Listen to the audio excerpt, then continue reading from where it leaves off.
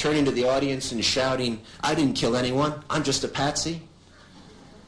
One might ask of the journalists who have suddenly emerged as the defenders of history, what is their sense of history? How much work has the sage of Bethesda, George Will, done in the 20 years he has been a columnist to try to uncover the answers to some of the dark secrets in Dallas 63? Will Tom Wicker and Dan Rather spend their retirement years examining closely the possibility of a second or a third gunman, or will they content themselves with savaging those who do? Why is no one questioning Richard Helms, who lied to the Warren Commission when he said the CIA had no knowledge of Lee Harvey Oswald, when we know now that there was, as of 1960, an increasingly thick 201 file on Oswald? Or why is no one asking for the files of Operation Mongoose, which may be at the very heart of this conspiracy? Or why is no one questioning Mr. Hoover's memo of 1961, outlining the fact that someone was using Oswald's name while he was in Russia to buy trucks for the Guy Bannister apparatus in New Orleans? Why are none of the reporters questioning Colonel Fletcher Prouty in depth, or historian John Newman, or Marina Oswald Porter, who says her husband was working for something bigger, or question the hitman Charles Harrelson, who is in maximum security? Let them deny what they will, but at least ask them. There is more truth-seeking going on now in Russia than there is in our own country. What JFK has brought out is that those who talk the most of history have no commitment to it either. The central historical question raised by JFK, of course, has to do not with the tramps in Dealey Plaza, not with who might have been firing from the grassy knoll, not with what coalition of Cubans, exiles, mobsters, rogue intelligence officers the conspiracy might have been concocted by, but the darker stain on the American ground in the 60s and 70s, Vietnam. It is Vietnam which has become the bloody shirt of American politics, replacing slavery of 100 years before. Just as we did not resolve, if we ever did, the great battle over slavery until 100 years after the Civil War, when we passed the Voting Rights Act of 1965, so it becomes clear that the Vietnam War remains the watershed of our time. And the divisions in our country among our people opened up by it seem to get wider and wider with each passing year. JFK suggests it was Vietnam that led to the assassination of John Kennedy, that he became too dangerous, too strong an advocate of changing the course of the Cold War, too clear a proponent of troop withdrawal for those who supported the idea of a war in Vietnam and later came to support the war itself. Was President Kennedy withdrawing from Vietnam? Had he indicated strongly his intention to do so? Had he committed himself firmly and against all hawkish advice to the contrary to oppose the entry of U.S. combat troops? The answer to these questions is unequivocally yes, as Arthur Schlesinger Jr. has attested and Major John Newman.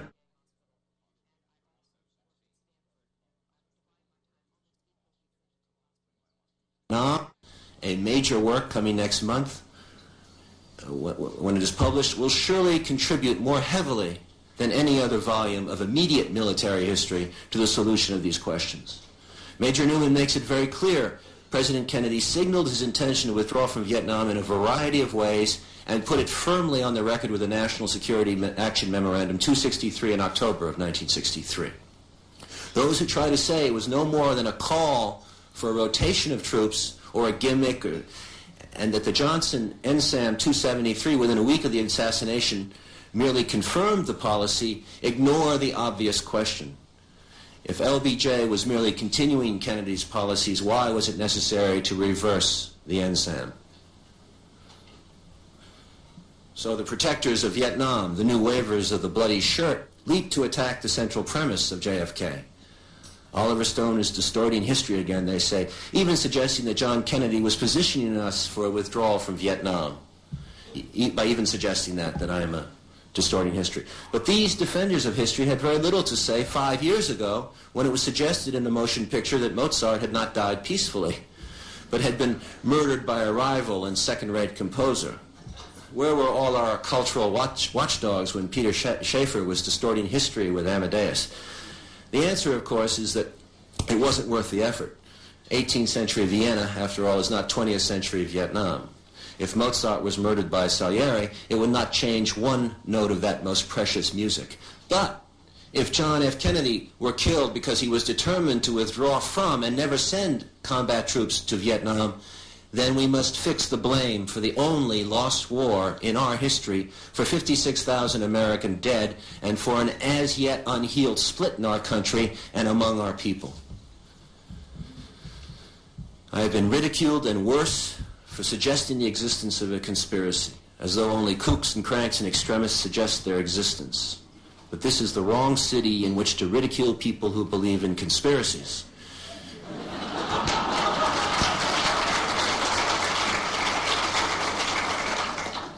Is it inconceivable that a president of the United States could sit at the heart of a criminal conspiracy designed to cover up a crime? We know what happened. We would have impeached him for it had he not resigned, just one jump ahead. Is it so far-fetched to believe in a high-level conspiracy involving the White House, the Joint Chiefs, the Air Force, and the CIA to bomb a neutral country and lie about it in military reports to the rest of the country? But it happened, perhaps more than once. Is it inconceivable that the National Security Council leadership, with or without the knowledge of the President of the United States and with the collaboration of the director of the CIA, not just a few rogues, could be engaged in a massive conspiracy to ship arms to our sworn enemy with a casual hope that a few hostages might be released as a result? But it happened. Does it offend our sense of propriety to suggest that an Assistant Secretary of State for Latin America might have regularly lied to Congress about raising money abroad to perform things that Congress had forbidden us to do? But that happened. Is it inconceivable that a campaign manager, later to become the CIA director, negotiated with a foreign country to keep American hostages imprisoned until after a presidential election in order to ensure the election of his candidate? We shall see. But I think no one thinks it is out of the question anymore. So when JFK suggests that a conspiracy involving elements of a government, people in the CIA, people in the FBI, perhaps people associated with the Joint Chiefs, all in the service of the military-industrial complex that President Eisenhower warned us about, might have conspired to kill John Fitzgerald Kennedy because he was going sharply to change the direction of American foreign policy, is it not appropriate at least to look there for evidence? What was Allen Dulles really up to in those months? Or Charles Cabell, also fired by JFK, or his brother Earl Cabell, the mayor of Dallas? Thomas Jefferson urged on us the notion that when truth can compete in a free marketplace of ideas, it will prevail. There is as yet no marketplace of history for the years of the Kennedy assassination and immediately afterward.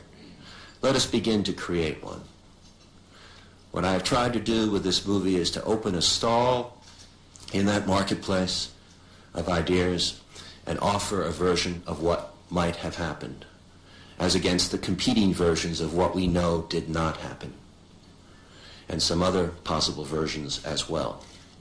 I am happy to say, based not only on the 9 million people who have already seen the movie, but on the attitude towards the facts they take with them away from the movie, that our new stall in that marketplace of ideas is doing a very brisk business.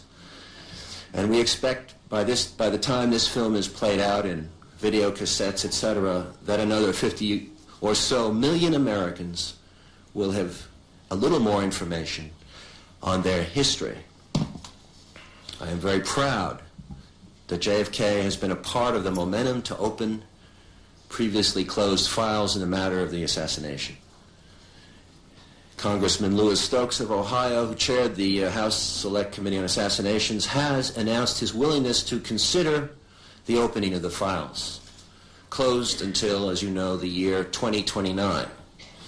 and I am hopeful his consideration will ripen into approval.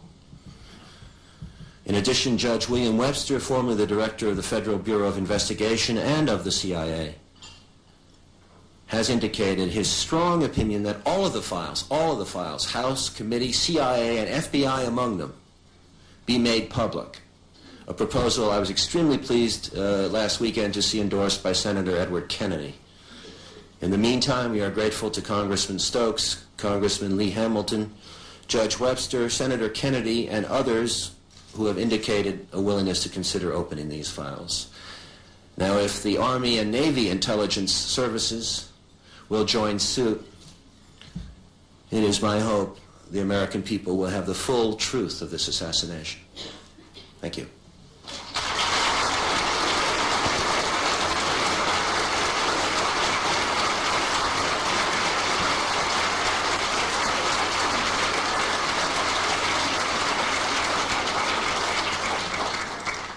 Should the audience take JFK at face value, or did you intend it to motivate people to re-examine history?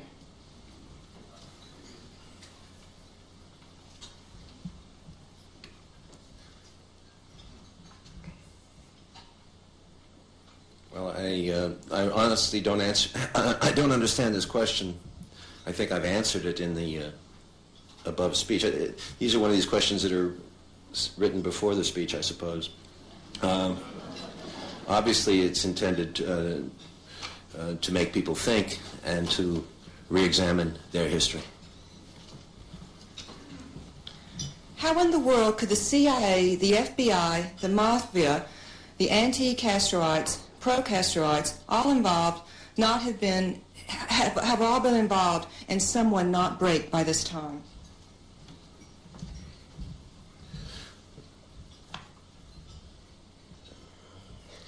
This has been, I think, one of the central criticisms of the movie, and I don't think that people have really listened to what's in the movie, what the Donald Sutherland character who's playing X is saying. He says at one point that it's something that's in the wind, that there is a lot of disapproval of Kennedy. It is a conspiracy with no face. There is nothing on paper. There is plausible deniability. Only at the most secret point, the film cuts to one phone call is made from someone at a higher level to someone at a mid-range level. This person at the mid-range level then, according to X character, puts into motion a plot run by mechanics, people who do this kind of work. These mechanics, in a cellularized form, do not know who they're working for. They don't even know the name of the person who gives them the phone call to do so-and-so. They don't even know the name of the other person. These are the mechanics of terrorism, the mechanics of guerrilla warfare. It is conceivable to me that this thing could have been very small, very limited in scope, and pulled off, as were many coups d'etats in many different countries all over the world. America is no different than a Central American, South American, or an Asiatic or European country. Coups d'etats occur. One must study the history of coups.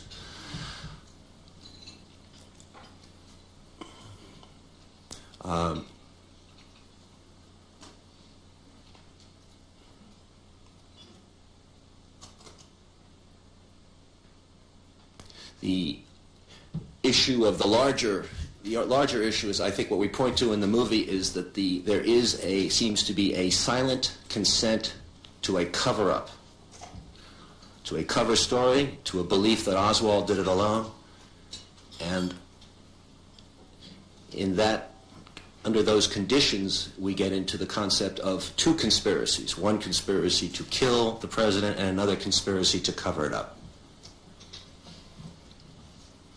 Does the Deep Throat character played by Sutherland exist? Was he a composite?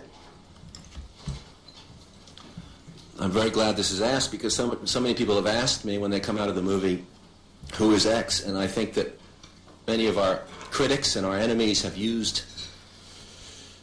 let me just say that X exists. He's here today on the podium. It is primarily Fletcher Prouty, who's sitting here. Fletcher served